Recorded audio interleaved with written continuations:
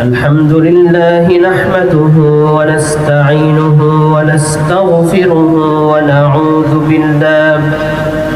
ونعوذ بالله من شرور أنفسنا ومن سيئات أعمالنا من يهد الله فلا مضل له ومن يضلله فلا هادي له ونشهد أن لا إله إلا الله وحده لا شريك له ونشهد أن سيدنا وحبيبنا ومولانا محمدا عبده ورسوله الذي أرسله بالحق بشيرا ونذيرا وداعيا إلى الله بإذنه وسراجا منيرا فقد قال الله تعالى في كلامه المجيد وفرقانه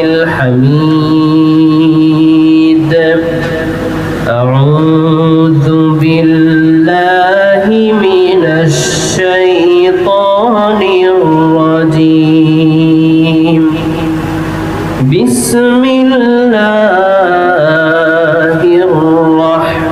الرحمن الرحيم إن الله وملائكته يصلون على النبي يا أيها الذين آمنوا صلوا عليه وسلموا تسليما اللهم صل على سيدنا مولانا محمد وعلى آل سيدنا مولانا محمد সবাই জোরে সোরে মুহাব্বতের সাথে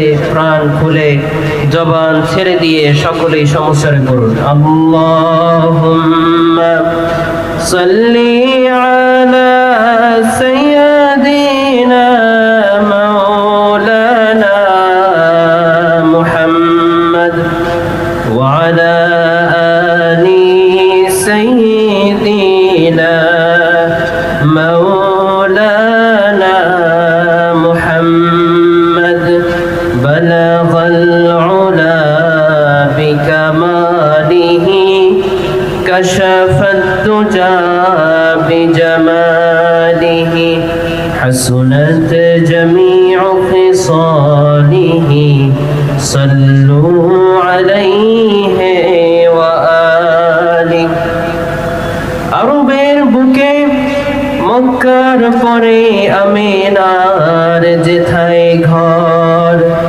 খোদার করুণা কাউসার হে জরসে বারংবার বলগল উলা বিকমালিহি কশফত দুজা বিজমালিহি حسنت جميع خصاله صلوا عليه وآله محمد مصطفى तुम ही हबीब पाक दावर हो शाफिआ सिया मुश्किल कुशाए रोज महशर हो بلغ العلا بكماله كشف الدجى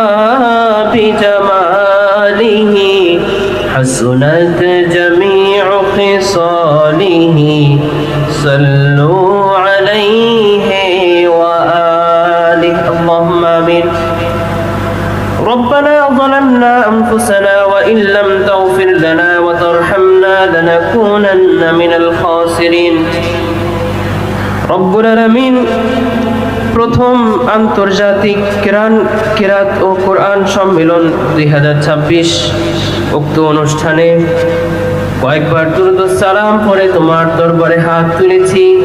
মেহেরবানি করে দুরূদ ও সালাম টুকুন সোনার মদিনায় নবী পাকের রওজা মুবারকে পৌঁছায় দাও। तमाम পৃথিবীর মাটির নিচে যত মুমিন মুমিনাত শুয়ে আছেন আল্লাহ তাদের আরওয়ার পরিয়ার হাদিয়াটুকুন পৌঁছায় দাও। রব্বুল আলামিন এই মাহফিলের আয়োজন যারা করেছেন আর শোনার জন্য যারা এসেছেন, কিয়ামতের দিন মুসিবতের সময় এই মাহফিল আমাদের সকলের জন্য নাজাতের জারিয়া বানায় দিও আল্লাহ। ইয়া রব करम तो अगर करे वो बात दे जुबान को जो दिल पर असर करे। रब्बना तक़ब्बल मिन्ना इन्नका अंतस समीउल अलीम व तुब अलैना इन्नका अंतत तव्वाबुर रहीम। सुब्हान रब्बिका रब्बिल इज्जति अम्मा यसिफून व सलामुन अलल मुरसलीन अल्हम्दुलिल्लाहि रब्बिल आलामीन। আজকের প্রথম আন্তর্জাতিক কিরাত ও কোরআন সম্মেলন 2026 আজকের মাহফিলের প্রধান বক্তা বিশিষ্ট ইসলামী চিন্তাবিদ আন্তর্জাতিক খ্যাতি সম্পন্ন মুফাসসির কোরআন ডক্টর সাদিকুর রহমান আল আজহারি। আজকের মাহফিলে অসংখ্য আমন্ত্রিত কারিগণ রয়েছেন। এর মধ্যে অন্যতম আমার সম্মানিত চাচা শাইখ শোয়াইব আল আজহারি, আন্তর্জাতিক বিচারক ও পুরস্কারপ্রাপ্ত কারি, এবং আজকের এই মাহফিলের কোরআন থেকে তাফসির পেশ করবেন অসংখ্য উলামায়ে কেরাম। এর মধ্যে অন্যতম মাওলানা মুহাম্মদ লুৎফুর রহমান, সভাপতি বাংলাদেশ ইমাম সমিতি, মুফাসসির কোরআন ও মিডিয়া ব্যক্তিত্ব,